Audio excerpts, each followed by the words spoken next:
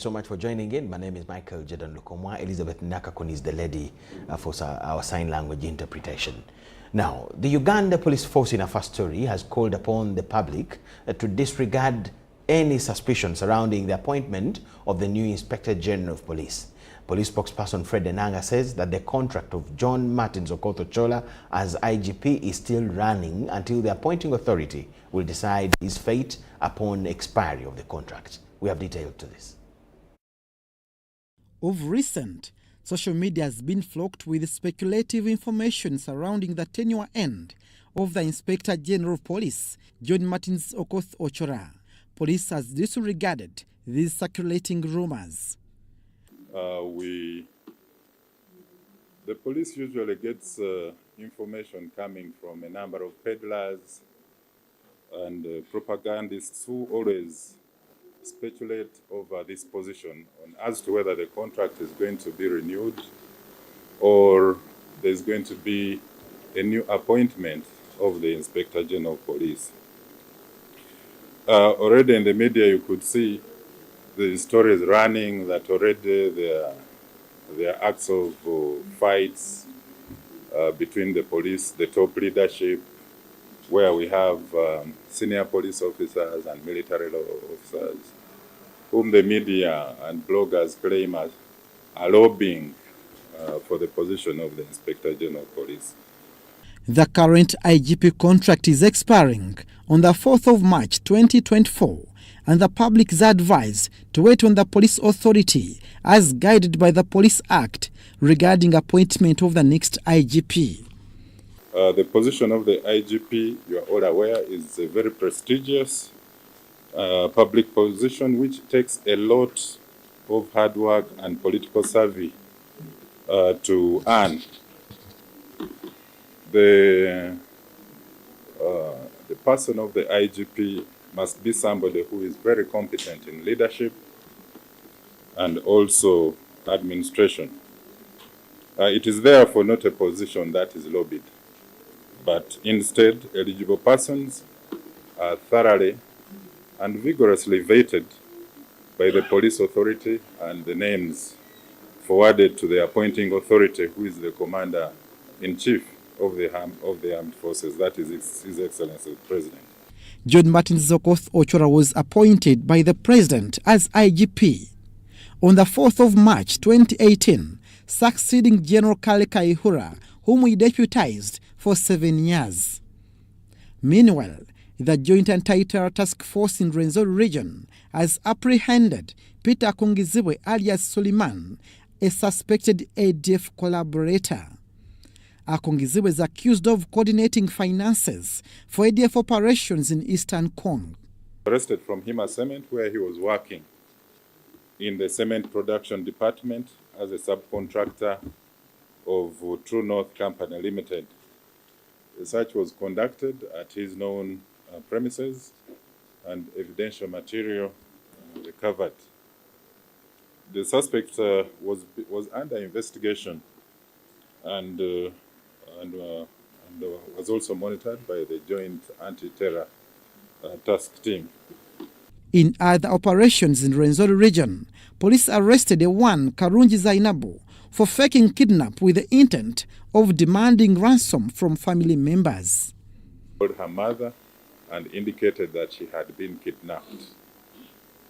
And the kidnappers were demanding for a ransom for her release. So she went on to claim that she had been arrested by 8 armed men within the Queen Elizabeth National Park, that is near Chikorongo, and that they were demanding for money in order to set her free. We really condemn such behaviors. It was wrong for her to misuse the image of the Queen Elizabeth National Park, which is with the additional deployments, one of the safest national parks that is actually followed by millions of tourists who always visit that national park. The Uganda police cautions female adults against male sex predators. And in last week's crime report, a female body was found at Silent Guest House in Kireka with signs of rape. Abdul Nasir Lubwama and Rogers Komagun for UBC. Now, Khat farmers, that's Mairunji farmers, seem dissatisfied by government decision to enact a stringent law targeting substances in Uganda. Last week, President Yoweri Museveni assented to the Narcotics and Psychotropic Substances Control Act of 2023, introducing harsh penalties to illegal use, promotion and growing of khat, commonly known as Mairunji, and other substances. President Yoweri Museveni assented to 5 acts of parliament, including the Narcotics and Psychotropic Substance Control Act 2023. But the Khat farmers seem worried. Era nava mbusomesa nga sirina mu yadde ekikumi. N'amayirungi gasobodde okundabirira ne nzimbamu akayumba kange. Kumi bw'amaanyi ndi single mother kati omwami yanfaako maze emyaka 10 abaana mbawerera ku ki? So we are not contented with it. We are almost 80 million in the Mairunji, what we call a Khat. So if we decide to ban the Mairunji, where do you expect those people to go? All of us, we are going to suffer. We pay the school fees, we get school fees from Mairunji. We get whatever we eat from Mairunji. We pay the rent from Mairunji. We have a loan. Some people got loan from the bank. A section of Mairunji farmers in Chengera, Wakiso district, are stranded after their source of livelihood has been halted. The cultivation of khat is now publicly known as for medical purposes and acquiring license from respective authorities. School fees, they are still demanding them. Now where do you expect those people to go? We don't want you people to kill our people. Let our people just enjoy their country. The little they are getting, you are trying to take it away from them. Now what are we going to do? So omulimu guno ngumazeemu emyaka kati 15 nga ndi mulimu guno ebyogerwa si bituufu amayirungi tegatamiiza. It is still uncertain to determine the fate of millions of farmers dealing in the Mairunji business and how the already existing value chain will be addressed. How can you take someone's property when you find him with the mirror? You cross up the land, you take the land, you do whatever you take. So let him revise the law such that he can simplify for us. We can continue working. For us, we are not opposing that. But if the government has the right, we can pay the tax to the government. We can pay the tax to the government so that we can continue working. Lydia Chomkama, Joseph Muyingo, UBC News. Kamadi Bionabi, the Director of Research, Education and Documentation at Uganda Human Rights Commission, has told UBC TV that the commission is ready to serve all Ugandans equally. Bionabi made the comments this morning while highlighting on their findings about the welfare of police officers in Uganda. Thursday last week, the Uganda Human Rights Commission released a damning report on the working and living conditions of the police personnel in the country. Working and living conditions of the Uganda Police Force personnel. The study generally found out that the welfare of police officers is wanting and in some cases horrible. This special report to you, sir, in fulfillment of the Commission's obligations under Article 52, Clause 2 of the Constitution. The report was received by the Deputy Speaker of Parliament at the Commission offices. So we are going to go and scrutinize deeply all these. The Commission will be, I'm very sure you will come in and explain further. You highlight most of these things in the committee so that we can give due justice to the report. This study is the first of its kind, but what could have prompted this research? Well, the Commission has been working with the Uganda Police Force for a long time, and they have been topping on respondents for human rights violations. So, and we thought we should find out why is this persistent trend, and working together with the top police leadership, we decided to conduct this study. And our findings indicate that their living and working conditions are generally wanting, and therefore the government should look into the plight of its personnel, because for them they observe your rights and mine, but most times nobody speaks for them. The study was conducted between February and July 2022. It took the Commission 1 full year to prepare for its release. The report was supposed to be launched last year, but due to some unavoidable circumstances, it was not able to be launched. It was ready, but it was not launched. That's why the launch was done this year. We covered the entire country. We interviewed 995 respondents, and the study covered 28 police regions across the country.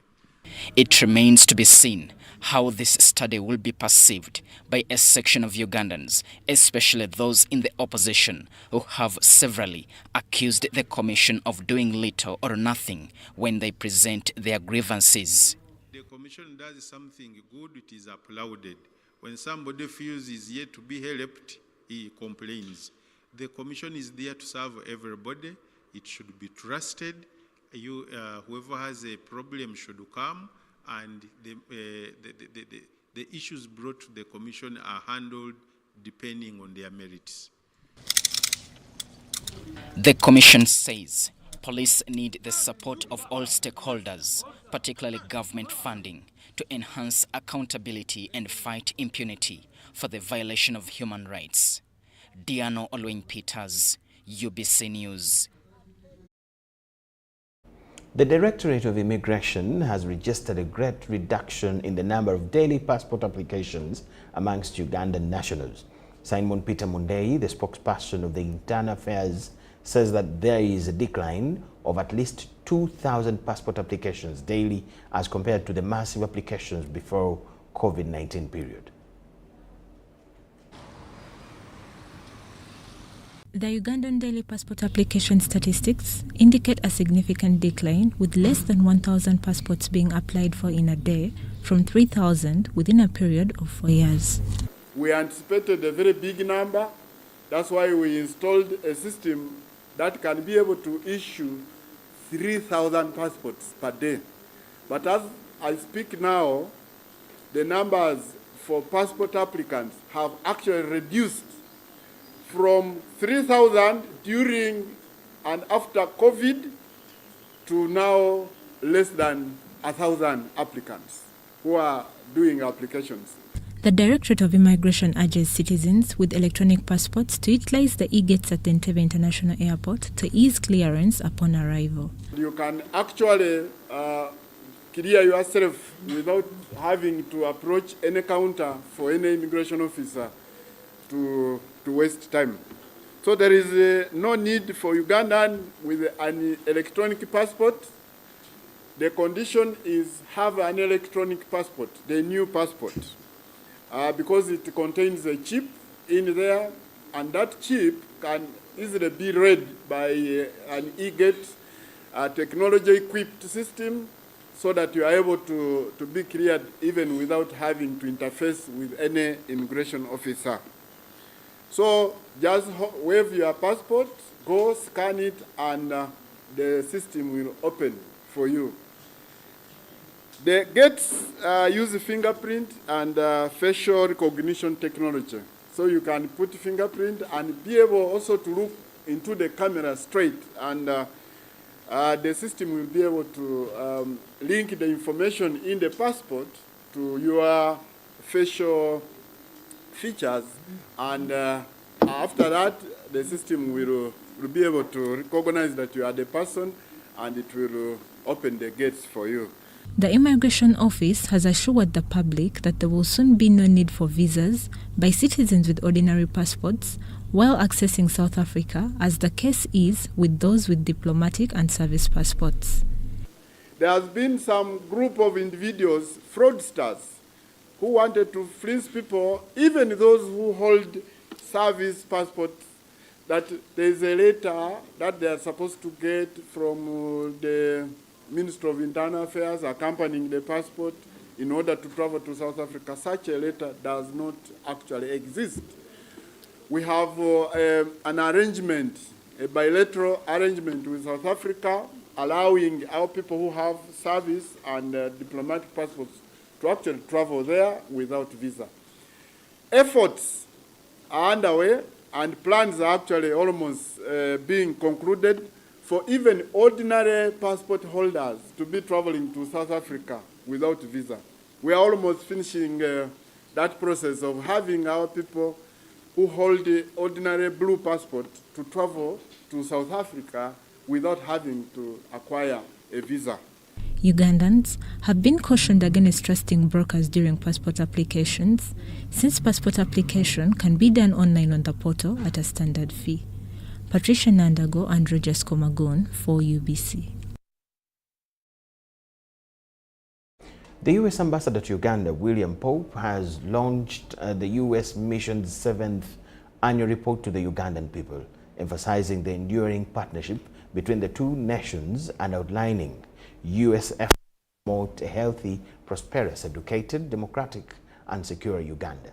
The report details various U.S.-funded assistance programs across healthcare, education, economic development, and civic engagement. William Pope, flanked by the U.S. Mission Uganda's acting CDC Country Director Sharon Delves, USAID Mission Director Richard Nelson, and PEPFAR Uganda's Country Director Mary Bogman, launched the 7th U.S. report to the Ugandan people in Kampala. Thank you. And really, the report highlights key areas of U.S. cooperation with Uganda, including health, education, economic, and civic partnerships. That since 1962, the United States has been the top foreign assistance aid partner for the Ugandan people, and that continues to be the case today. And it is, again, the impact of that work is evidenced in this report. Ambassador Pope underscored the fluid nature of the U.S.-Uganda relationship, expressing the U.S. commitment to maintaining this positive trend. When questioned about the recent removal of Uganda from the Africa Growth and Opportunity Act AGOA beneficiary list, Ambassador Pope emphasized that the decision stemmed from specific concerns. So while that is the case, our hope is that through the roadmap and through the provisions that are outlined in the law, that in the future Uganda could requalify, as some countries have done so. Uganda is not the only country in the continent that no longer qualifies for those benefits. Meanwhile, as the report shows and all of our programs indicate, we continue to support not only farmers and producers and businesses, entrepreneurs here in Uganda to produce for the local market, but where they can continue to produce for export, whether it be to the United States or to other countries. We support that as a way to increase livelihoods, prosperity, and opportunities. The report also highlights the ongoing PEPFAR project, which is commemorating its 20 years of combating HIV/AIDS in Uganda. Summing up the report, Ambassador Pope cited the crucial role of the numerous community-driven projects that they support in fostering economic growth, improving education and healthcare access, strengthening democracy, and enhancing security in Uganda. Emphasizing that these are real results. These are results that we've achieved working together with local organizations at the local level all across Uganda on a daily basis over the last year to have impact. But we've also, on an individual level, helped change lives. And I think that's something that is very exciting and I think should give us all a lot of hope. Samuel Senono, UBC News. The Electoral Commission has set the 21st of March 2024 for the Dokolo Woman Member of Parliament by-election. The Electoral Commission Chairperson Justice Simon Byabakama also released the election roadmap at the stakeholders engagement meeting in Dokolo District. The Electoral Commission has announced 21st March as the polling date for the Dokolo District Woman MP by-election. The seat fell vacant after the death of Cecilia Barbara Timogwal. We have also said we are not only going to have elections for the Woman Member of Parliament, we also have a number of vacancies at the lower local government level. The EC chairperson, Justice Simon Byabakama, said all candidates will have 7 days to campaign starting from 13th to 19th March this year. But also to appeal to all stakeholders that we want to have a peaceful, violence-free, irregularity-free election in the Dokolo district. But the limited campaign period sparked mixed reaction from aspirants, although they are yet to be nominated on the 11th and 12th of next month. Personally, I have met both structures from Dokolo North and South, and that is the basis at which I am so much confident that it shall be okay within the 7 days. That is very good for me because I was already on the ground and I'm ready even now.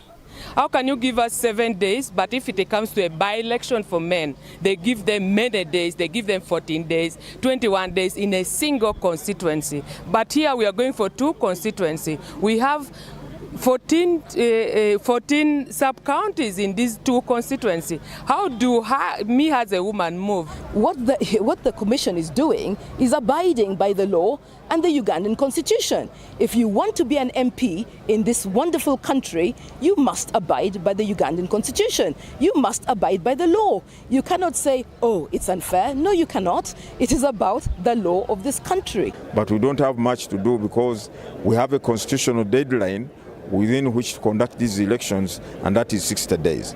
And the 60 days will lapse on 23rd. According to the roadmap, update of voter register started on Monday 12 and will end on 15th this month. About 10 people have expressed interest in replacing the fallen Iron Lady. Ed, UBC News. Ediola with an update from Dokolo takes us for a short break. Thank you so much for watching. Don't miss what we have on return.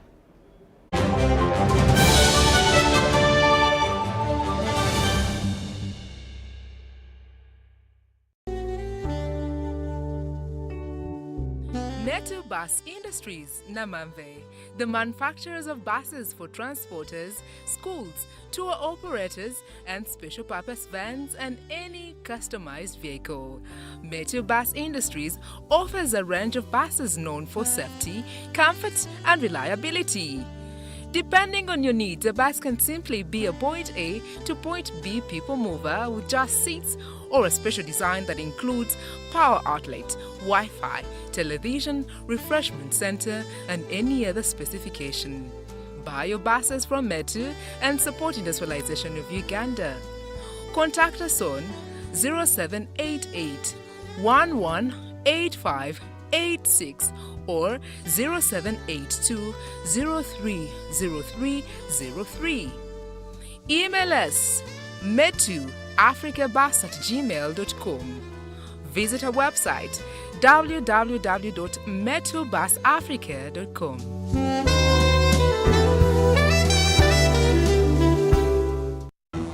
Fred! Osmosis. Freddy! Fred Dollar, my boss, CEO Inojo, the general of generals, the conqueror of conquerors, the first and the final, the sky above the skies, the promised land, the terms and the conditions, the international king crocodile, the source of the Nile. I don't have money today. Just take a polite loan of 200k to stock my shop. The signs and symptoms of success. The bank commander, not the bank teller. Why hassle for a loan when you've got MTN Momo? We're sorting. Use the Momo app or dial *165*5# for all quick loans. Choose from the different loan options from our partners and get one that works for you. Together, we're unstoppable. Have you packed more with Harbour jelly and Harbour foam? Yes, we packed. It will protect your skin from skin rashes. More with pack. It is a new improved more with Harbour jelly. So soft and smooth. It is a more with Harbour jelly. Tell me, kids, the sense. Any irritations? No more rashes and irritations. Movit Herbal Jelly and Herbal Soap is rich in natural herbs for a smooth and glowing skin. Movit All Day Confidence.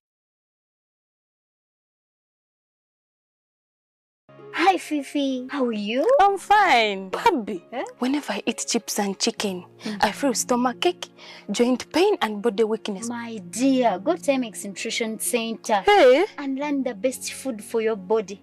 And get treatment according to your blood group. Are you sure? Yes. By the way, do you know your blood group, genotype, and how much you need to exercise? Come to Timex Nutrition Center for professional advice on how to manage your health and immune boosting. At Timex, we treat diseases like diabetes, arthritis, ulcers, obesity, pressure, and many more. For details, find us at our headquarters in Kampala on Nasa Road, Conrad Plaza, 2nd floor. We also have a branch in Barara, or call us on 0758 819952 or 0778 288361. Timex, be your own doctor.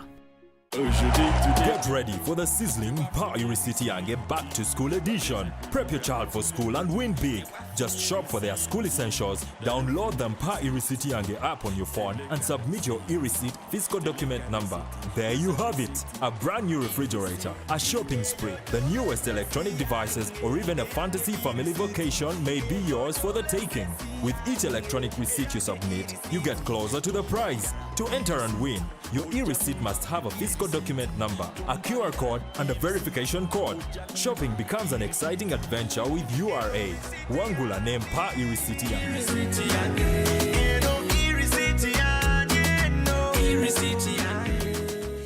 Uganda Revenue Authority, developing Uganda together.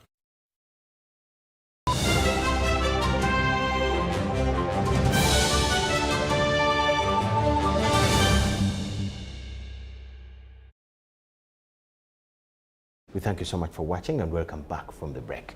The ambassador of Bolivarian Republic of Venezuela, Fatima Fernandez, has urged President Museveni to use his position as the chairperson of the non-aligned movement to help resolve the crisis in Venezuela. She says that the superpowers have imposed sanctions and restrictions on Venezuela that suffocate smooth running of the affairs of their country. The ambassador made the remarks as she met the NRM Secretary General Richard Todwong at the party headquarters in Kampala.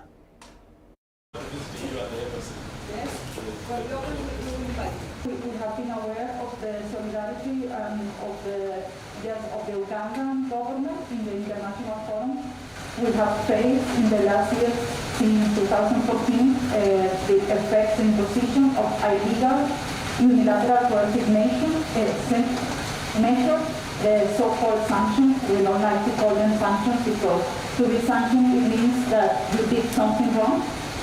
But the unilateral coercive measures, as their name says, is a unilateral action from governments that want to change the country, the regime, the government.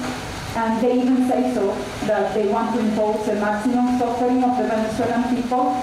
So we change our government. That's their motivation. So we have been receiving the solidarity of countries around the world, and the solidarity of Uganda has been one of them. Venezuela is a country which is undergoing a lot of threats by the West, and especially by the Americans. They are being sanctioned, there's a lot of blockade around them, and so they are looking for friends who can, one, help them, speak for them, understand them. And as NRM, we as you know, we are now, President Yoweri Museveni is the chairman of the non-alliance movement.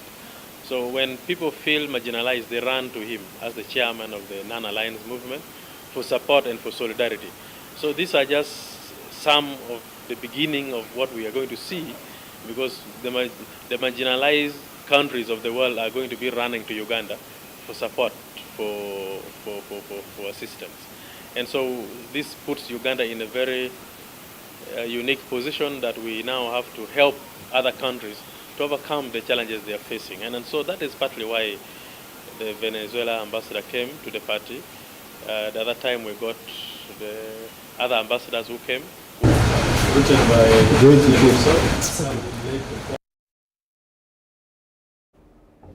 The High Court Criminal Division in Kampala has set the 21st of February 2024 to give its ruling on the bail application of the 4 people who are accused of the murder of businessman Henry Katanga. The lengthy submissions from both sides hindered court from delivering the ruling. Martha Nkwanzi Katanga and Patricia Kakwanza, daughters to the deceased Henry Katanga, Otai Charis, a medical practitioner from Bugolobi Medical Hospital, and Yamanyile George Shamba Boy, are facing charges of destroying and removing vulnerable evidence that would have been used in court in the murder case of businessman Henry Katanga. The father appeared in court before Judge Isaac Muwata for mention of the bail application and the date when court will deliver a ruling on their bail application.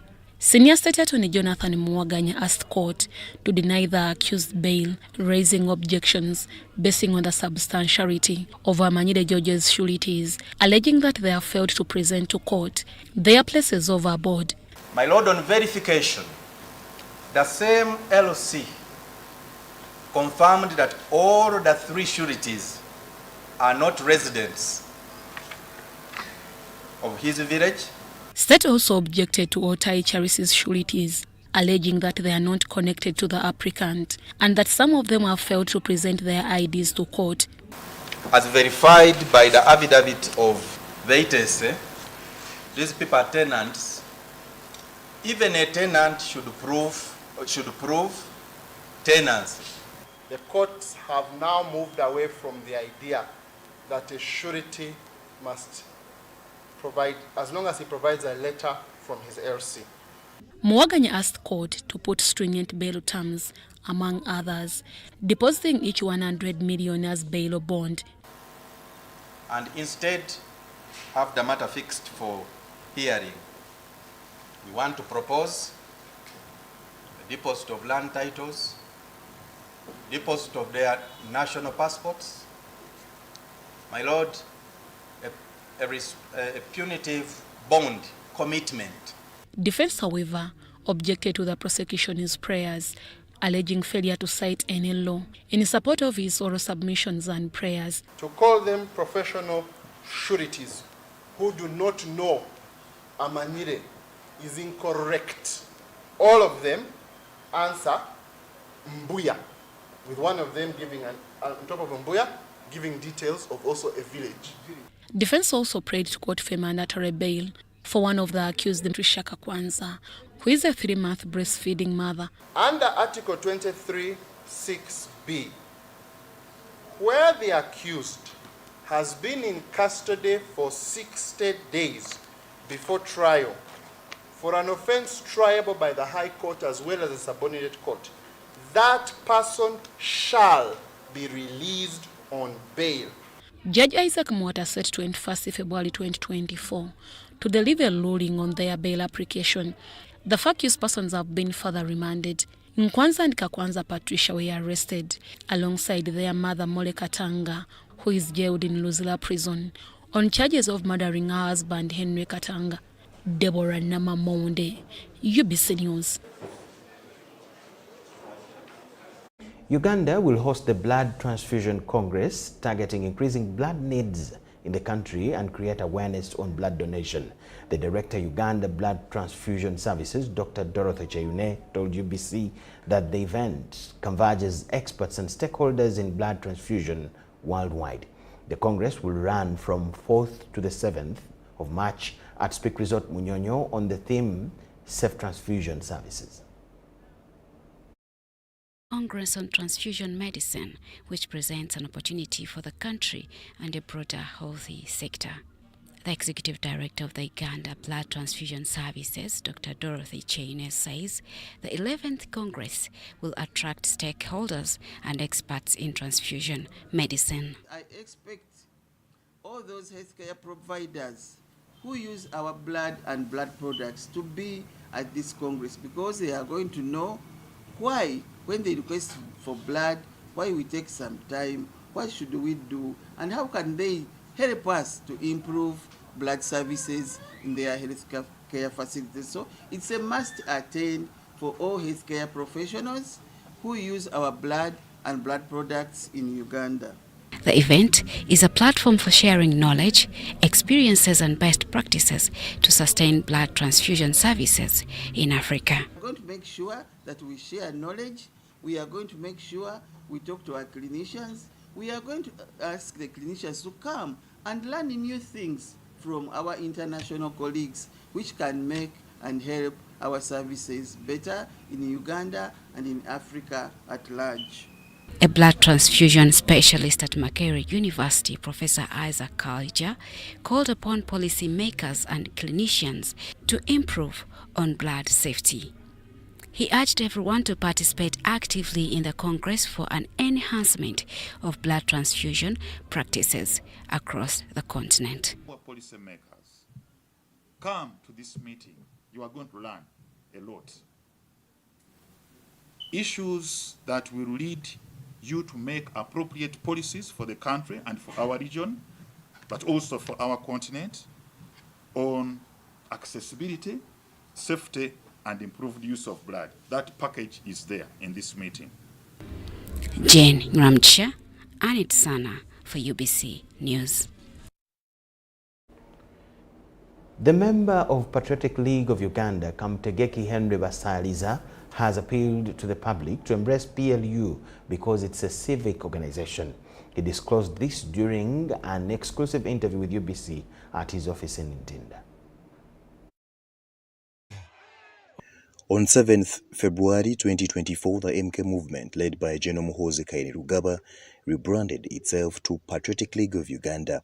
It is a non-partisan group mobilizing Ugandans to fulfill their civic duties. To unveil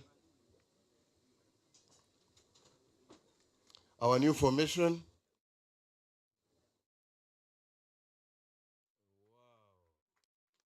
In a follow-up interview with one of the members of the PLU from Toro, Kamtegechi Henry Masaliza says that Toro and Rwenzori region have embraced PLU. We intend to mobilize Ugandans to fulfill their civic duties. Civic duties through reviving in them a spirit of good citizenship, national pride, combating corruption and wastage of government resources, fighting for the environment and protecting the environment, among other aspects that we're looking at. As Toro, we have already embraced PLU, and in the past, as you're very much aware, we had already embraced the MK movement, and with this transition, we think we're moving in the right direction. Kamtegechi told UBC that PLU is not partisan and will benefit every individual. What you can witness is that members of the opposition are also embracing PLU. We have seen the Ebo Noop member, the Honorable Kagabo, who is at the forefront, even now going ahead to mobilize for PLU. That's why we're saying actually in our proclamation that was made that PLU is non-partisan, non-denominational, and non-sectarian. For us, we're embracing whoever comes on board.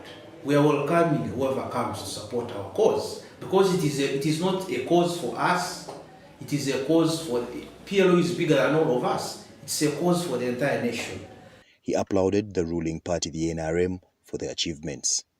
Indeed, NRM has done a lot in this country and is still doing a lot. We cannot underestimate what they have done.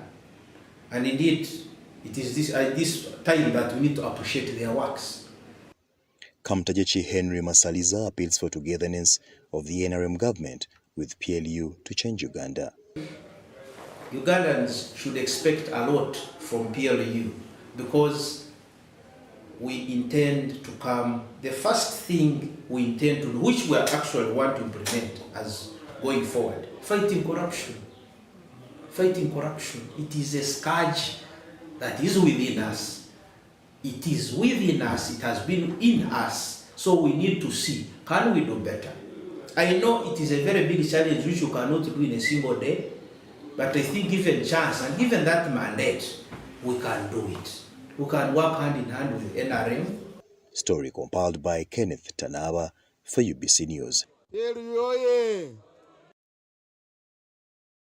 The Bakenyi community has appealed to government to identify the tribe as fully fledged ethnic group and tribe in Uganda. Article 37 on right to culture and similar rights in the Constitution provides that every person has a right as applicable to belong, to enjoy, practice, profess, maintain, and promote any culture, cultural institution, language, tradition, creed, or religion in any community with others. According to history, Bakenyi were Baganda who sought refuge in present-day eastern Uganda during civil wars in Buganda in the 18th and 19th centuries, and they are believed to have settled around Lake Choga Basin in the Wiyande district and make 32 clans, among others: Bakoma, Baseregwe, Baguru, Batemba, Basagure. The Bakenyi have called upon government to intervene in this matter and recognize the Bakenyi tribe as other tribes in Uganda. We call upon the government of Uganda to stand with us as the Bakenyi, because we are very many in Uganda, even outside Uganda, there are very many Bakenyi. But because we have not been having a committee or leaders as the Bakenyi, that's why you find most of our Bakenyi people, they call themselves Basoga, others they call themselves Bateso. And what caused all this is because we didn't have leadership. Racial segregation, denial to participate in government programs, getting passports, among other issues, are challenging to the Bakenyi tribe. They raise the need to have a king and a kingdom as other tribes to enhance social cohesion. Because right now we have embarked on the journey of getting our leader, something that has been missing all this year. This came as a result of swearing in of the new members of the Bakenyi committee held in Kampala. Rebecca Natongo, Susan Nyabugude, UBC News.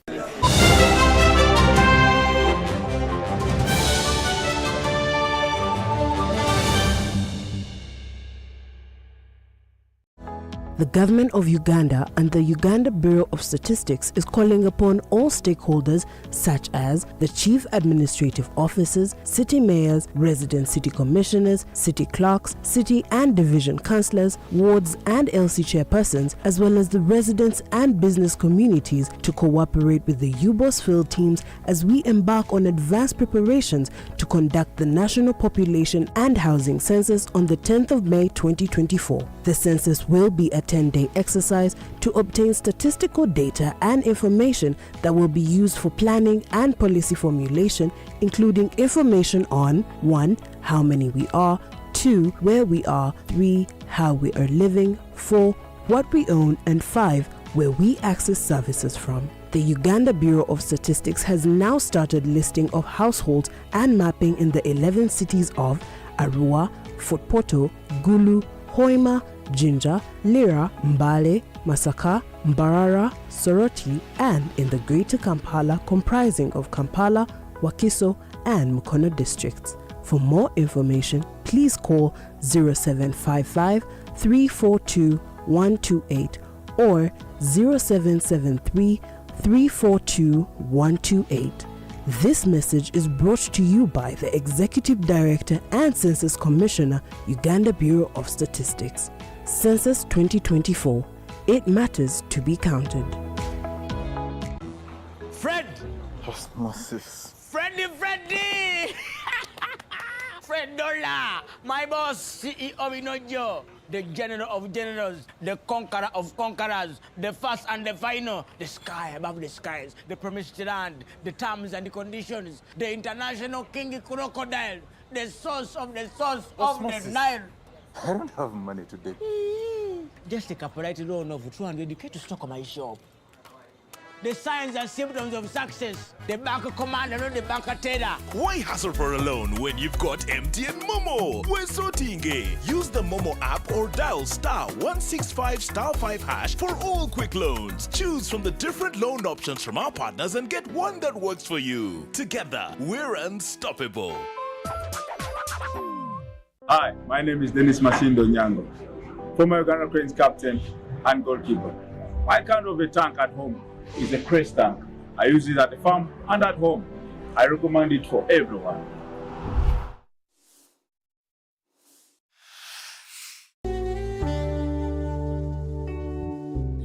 Metu Bus Industries, Namamve, the manufacturers of buses for transporters, schools, tour operators, and special purpose vans and any customized vehicle. Metu Bus Industries offers a range of buses known for safety, comfort, and reliability. Depending on your needs, a bus can simply be a point A to point B people mover with just seats, or a special design that includes power outlet, Wi-Fi, television, refreshment center, and any other specification. Buy your buses from Metu and support industrialization of Uganda.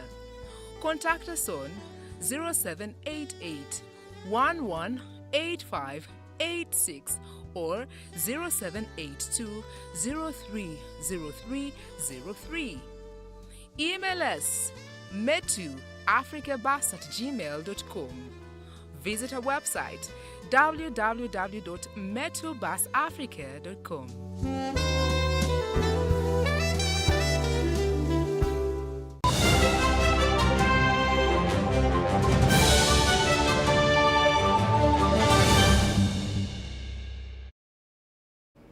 We thank you so much for watching and welcome back from the break. The Manifesto Implementation Unit in the Office of the President is calling for more funding to the Uganda Industrial Research Institute, and Fred Kamujira, a director in the President's office, says that increased funding for such projects will actualize NRM government for skills development and industrialization.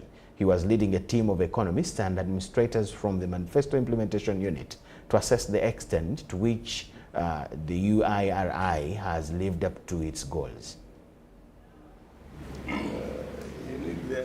This is the artistic impression of Uganda Industrial Research Institute, URI. It is being explained to the team from the Manifesto Implementation Unit of the Office of the President. The team is here for a manifesto execution monitoring routine. As they are taken around, the impression is that there is value for money. We must really be very grateful to the brains behind this setup, because all industrial sectors, training, have all been undertaken here, or they'll be undertaken here. I think this is very great for any program of industrialization. The team leader wants more funding extended for the institute. This appeal is in line with that of the Institute Executive Director, Professor Charles Kwesiga. And if we got adequate funding for just 2 years, we would not need government support after that. We would be self-sustaining and would even generate revenues for government. They need more money, even to have other centers in other parts of the country. I think they should be assisted to have more centers of this and develop this fully. And I wish even our universities could take a leaf from here. For now, it remains work in progress with the promising future projections. We are heading to play our role, our mandate to incubate industry in Uganda, have an impact on our journey to full industrialization of the country. That's our hope, that's our dream, and that is with the number we are showing that can be done. Industrial development is one of the main highlights in the 2021 to 2026 NRM Manifesto. Uganda Industrial Research Institute is one of the establishments listed to drive the industrialization agenda. Henry Okrut, UBC. In 1986, President Museveni issued a policy directive to ensure capacity building, data acquisition, promotion, and monitoring of compliance in the then fragmented oil and gas sector. In this second part of our series, we examine policy frameworks that have shaped operations within Uganda's oil sector.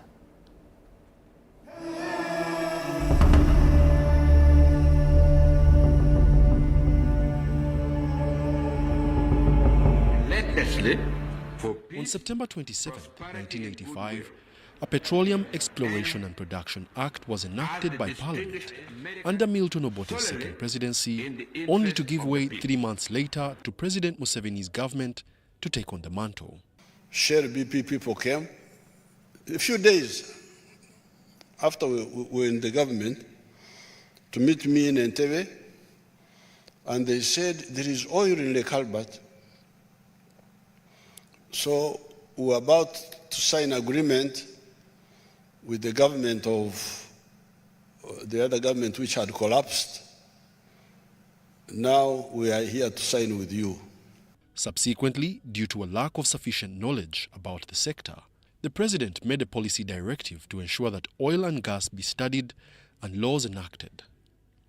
Dr. Kabagambe Kalisa, Ruben Kashambuzi and Ernest Rubondo were among the commissioned to this task between 1986 and 1995. You directed that we should do 3 things.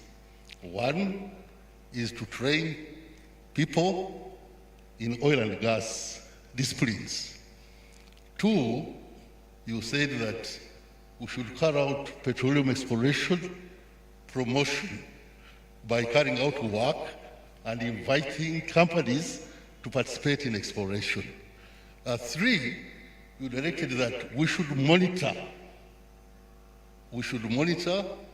the work of oil companies. Actually, those were the 3 policy directives that you gave on the 10th of February 1986, on Monday. However, in 1991, arising from that report, Uganda saw the signing of the first production sharing agreement with Petrofina Exploration Uganda, a Belgian petroleum conglomerate. After the discovery of commercial oil in 2006, Cabinet approved the National Oil and Gas Policy for Uganda in 2008, which we are currently applying, though being reviewed. It includes elements of resource management, revenue management, local content, environmental protection, health and safety, infrastructure development, among others. Uganda is privileged because by the time the oil and gas sector came, a lot of these processes were established, and environmental law was in place. Therefore, the environmental aspects of the oil and gas sector or oil and gas work is very well documented, is very well detailed. Aspects of noise, aspects of waste are very well detailed in there. So when the companies come here and sign agreements, they sign on following those legislation. Under Article 61 of the Petroleum Exploration and Production Act 3 of 2013, the duration of petroleum exploration license shall remain in force for the period stipulated in the license, but not exceeding 2 years after the date of the grant of the license, and for a subsequent period not exceeding 2 years where the license is renewed under Section 64, except that the license shall not be renewed more than twice, and for any period to the term of the license under Section 188, Article 3. And if they are ready to go through the rigorous rules and regulations that we as the Petroleum Authority of Uganda ensure that they do, and they are ready to go through that, then they must surely find that it is very, very profitable. On 23rd February 2015, the Public Finance Management Act amendment was assented to by the President, His Excellency Yoweri Kaguta Museveni, to cater for oil and gas revenue and transactions under a separate petroleum fund away from the National Consolidated Fund to prevent an economic catastrophe known as the Dutch disease. Due to the large volumes of money transacted within the sector, if oil and gas revenues were to pass through the Consolidated Fund, it's highly likely to cause inflation and also negatively impact on the factors of production, where people will leave their lesser paying jobs to join low-level professions within the oil and gas sector because they will be well paying. Wadulo Mark Arnold for UBC. Yes, we'll leave the business segment with a look at the money market report.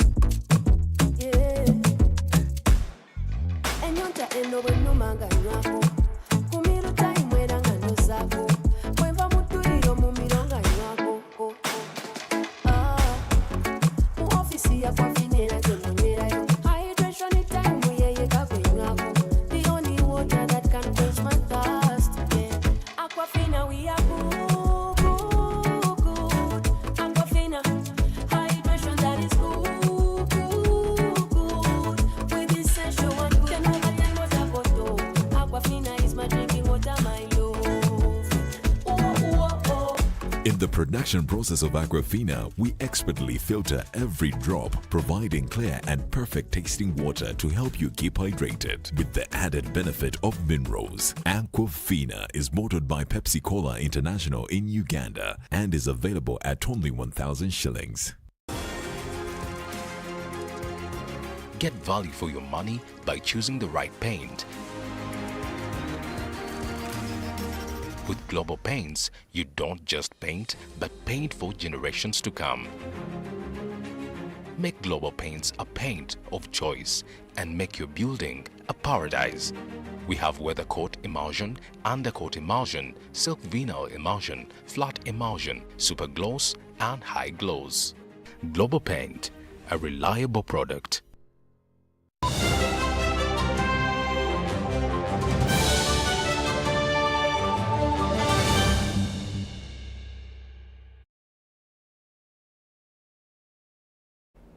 The Buganda Kingdom Gombolola Cup competition has climaxed the third week of action with 17 games played across 4 counties of Buddu, Buvuma, Bulemezi and Chagwe.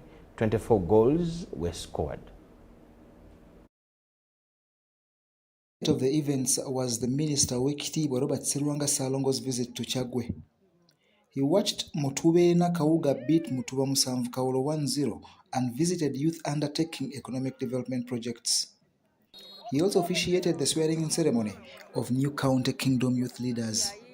That the boys and girls of Buganda staying in Buganda are going to have showcase their talent, and we think that whoever comes out victor in his position, in his county, in his Gombolola, in his clan, will be one of those that Uganda will showcase as a talent to reckon developing football in Uganda.